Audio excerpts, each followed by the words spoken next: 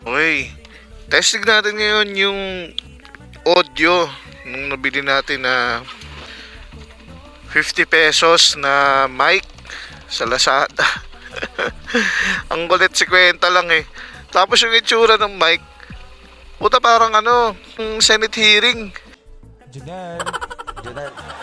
Game, tara, testing natin. So, papasyal ko muna kayo. Ito munang B-Top na M3 yung gagamitin natin, no?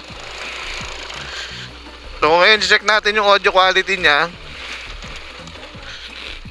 Dudski! Sa mga nakatira dito sa Antipolo Hill, shoutout, wash out, shutdown. So, ikot-ikot lang tayo dito. Testing na rin natin tong mic na 50, kulit eh. 50 ang mahala. So, pasyal tayo dito sa sa simbahan. Ito yung court na yan, diyan kami dati naglalaro. Ito yung simbahan ng Antipolo Hills. So, yung mga storya ng simbang tabi. Joke lang. Ito yung mga simbang gabi. So, yung mga tropa natambay kayo rito. Yan. Natambay kayo dyan. Lamig dito sarap So, tara, ikot pa tayo. Hindi ko sure kung ano magiging output na itong 50 pesos Lazada mic.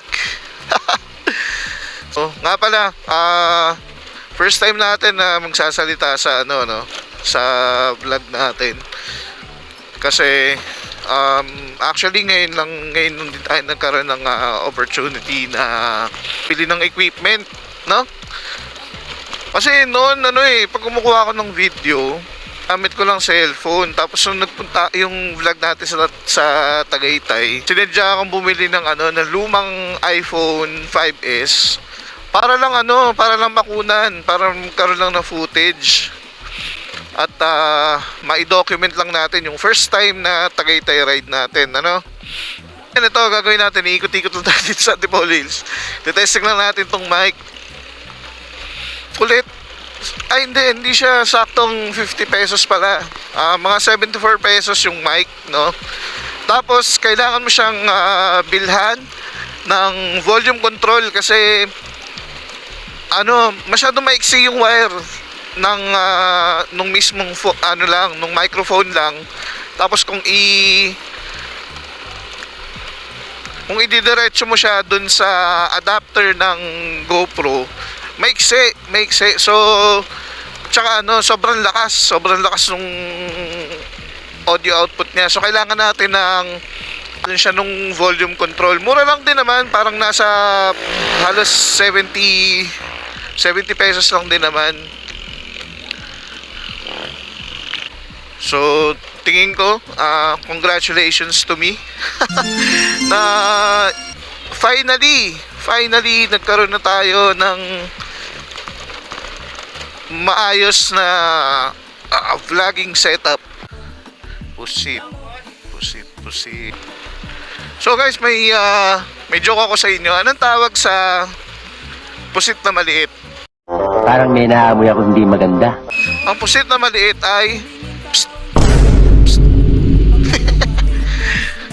Ay, ang pagluluto ng pusit, hindi mo siya kailangang lutuin na matagal. Isa, lagyan mo na agad nung timplahan mo na agad. Tapos, yun na yun. Usually, hindi na tumatagal sa akin yung puro mga 5 hanggang 10 minuto ng pagluluto ng pusit, okay na. Kasi, pag sobrang tagal mo niluto yung pusit, kukunat. Parang ng gulong. Parang munguya ng interior ng gulong. Ito yung lugar ko, Antipolo Hills. Ang dahilan ko lang naman ba't ako nag-video, check ko lang naman yung audio output nitong ating 70 pesos na Lazada mic, Lazada racing mic. At saka ito yung Gusto mo mamaya ng 45? Okay, so sige, salamat sa inyo guys, and see you on the next video.